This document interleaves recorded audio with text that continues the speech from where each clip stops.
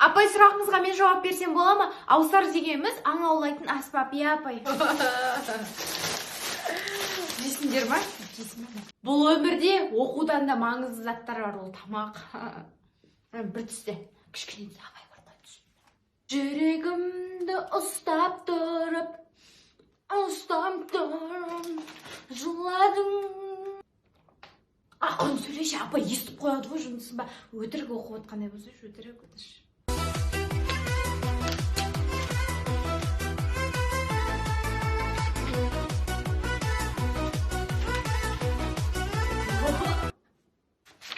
Ал апай, сәуегей деп кімді атаймыз? Сәуегей деп бұрынғы заманда бір сәуелленіп сөйлейтін кісілер сөйтіп атаған ғой енді кезінде сәуегейленіп. Хей, яспияс қоңырауға қанша қалды? Болды апай, кешіріңіз.